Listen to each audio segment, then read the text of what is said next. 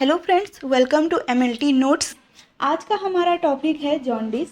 तो जॉन्डिस एक लीवर का सिम्टम्स होता है जिसमें हमारा स्किन और हमारा आई का जो वाइट पार्ट होता है वो पीला पड़ जाता है और ये होता है हमारे ब्लड में बिलीरुबिन के बढ़ जाने से।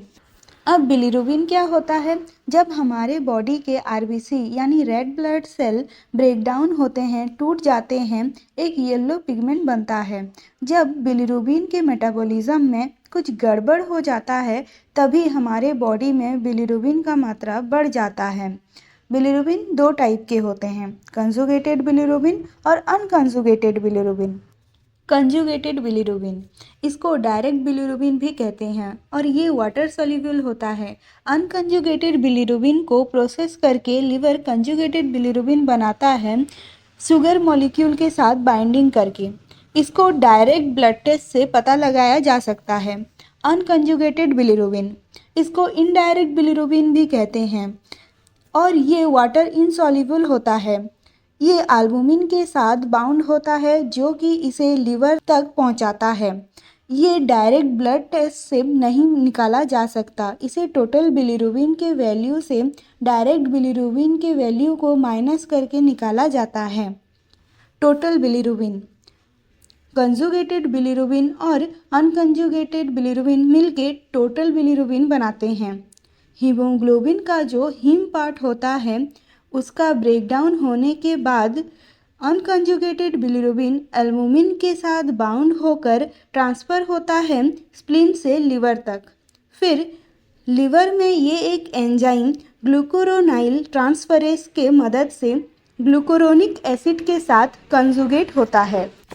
इस प्रोसेस के बाद ये बिलीरुबिन वाटर सोल्यूबल बनता है और यही बाइल के साथ एक्सक्रीट होता है।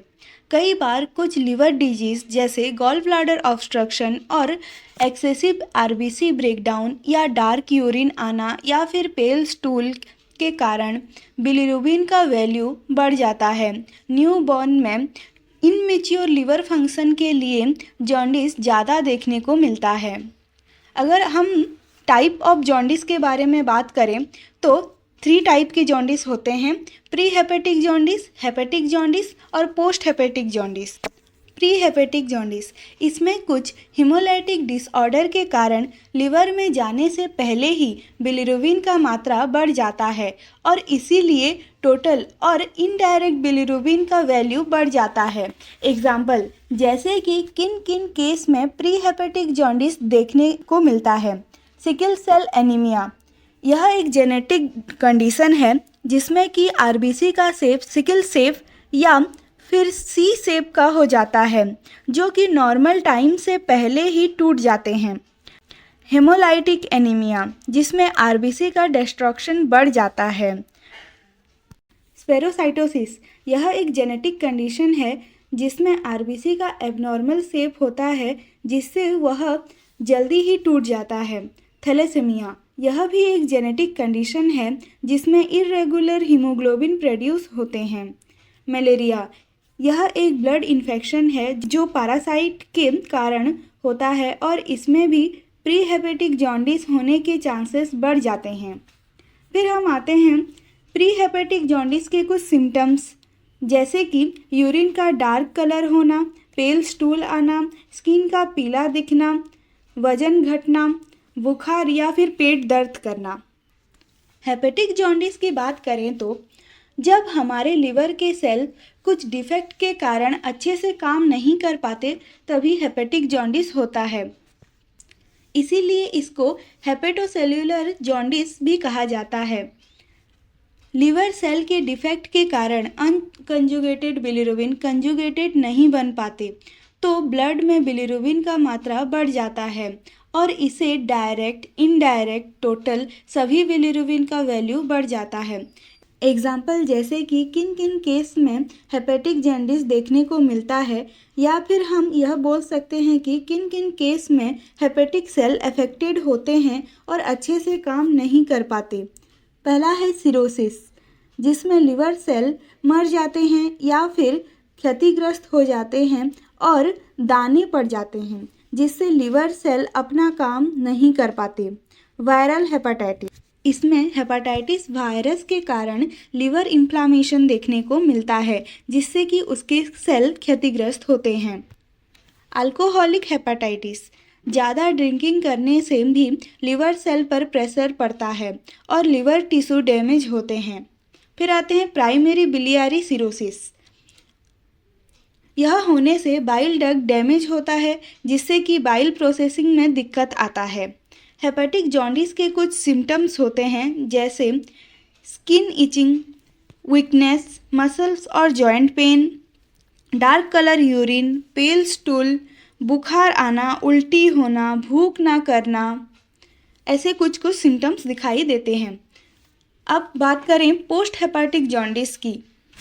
इसे ऑब्स्ट्रक्टिव जॉन्डिस भी कहते हैं, क्योंकि ये लिवर डक्ट या बाइल डक्ट या फिर गॉल ब्लैडर डक्ट में रुकावट या ऑब्स्ट्रक्शन पैदा करता है।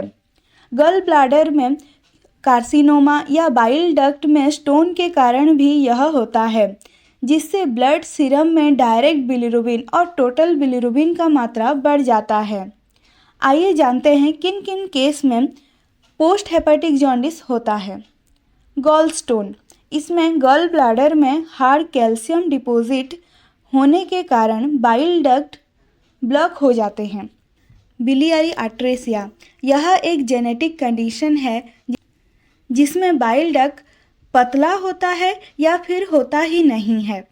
पैनक्रियाटिक कैंसर, पैनक्रियास में कैंसरियस सेल के बढ़ जाने से या फिर डेवलप होने से यह कॉमन बाइल डक्ट को दबा सकता है और रुकावट पैदा कर सकता है। बाइल डक्ट कैंसर, पैनक्रियास जैसे ही बाइल डक्ट में भी कैंसरियस सेल के डेवलप्ड और स्प्रेड होने के कारण जॉन्डिस का खतरा बढ़ जाता है। पैनक्रियाटाइटिस, पैनक्रियास इन्फ्लामेटेड होने के कारण भी कॉमन बाइल डक्ट में रुकावट आ सकता है। प्राइमरी बिलियरी कोलांजाइटिस, यह एक लिवर से कनेक्टेड डिजीज़ है जिसमें बाइल डक्ट डैमेज होता है। कोलेस्टेसिस ऑफ प्रेगनेंसी, यह एक कंडीशन है जिसमें प्रेगनेंसी के टाइम टेम्परेरीली जॉन्डिस बढ़ जाता है। पैरासाइट्स, कुछ पैरासाइटिक फ्लैट वर्म्स लिवर को क्षतिग्रस्त करते हैं या फिर संक्रमित होने के कारण यह लिवर के साथ साथ गॉल ब्लैडर और बाइल डक्ट को भी संक्रमित करते हैं, जिससे जॉन्डिस होता है। पोस्ट हेपेटिक जॉन्डिस के कुछ सिम्टम्स होते हैं, जैसे कि आँखों और त्वचा का पीलापन, dark colour urine, pale stool, पेट दुखना, उल्टी होना, वजन घटना, बुखार, लूज मोशन, मसल्स और joint pen, loss of appetite.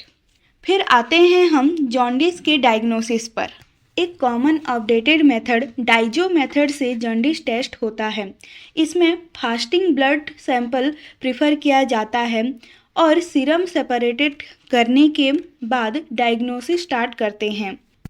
Reagent की बात की जाए तो इसमें डाइजोटाइस सल्फानिलिक एसिड का यूज़ होता है, लेकिन टेस्ट से पहले आपको कुछ प्रिकॉशन लेने पड़ेंगे, जैसे कि ब्लड सैंपल को लाइट एक्सपोजर से दूर रखना और टेस्ट करते समय भी लाइट एक्सपोजर से प्रोटेक्शन बनाए रखना, क्योंकि लाइट एक्सपोजर से बिलिरुबिन का वैल्यू ऊपर नीचे हो सकता है।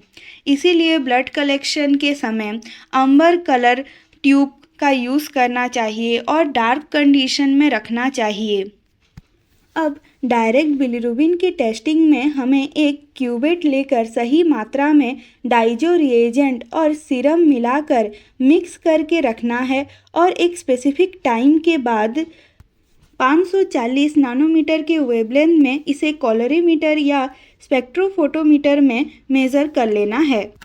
ऐसे ही टोटल बिलिरुबिन में भी करना है, बस इसमें एक क्यूवेट में सही मात्रा में डाइजो रिएजेंट के साथ अल्कोहल मिला के सीरम मिलाना है और फिर एक स्पेसिफिक टाइम के बाद सेम वेवलेंथ में मेज़र कर लेना है। टोटल और डायरेक्ट निकालने के बाद अगर हम टोटल से डायरेक्ट बिलिरुबिन को माइनस करेंगे तो हमें इनडायरेक्ट बिलिरुबिन मिलेगा। अंतिम में हम इन सभी के नॉर्मल रेंज को देखते हैं तो डायरेक्ट या कंजुगेटेड बिलिरुबिन 0.3 mg/dl से कम होना चाहिए और टोटल बिलीरुबिन 0.1 से 1.2 mg/dl तक होना चाहिए। आज के लिए इतना ही। Thank you.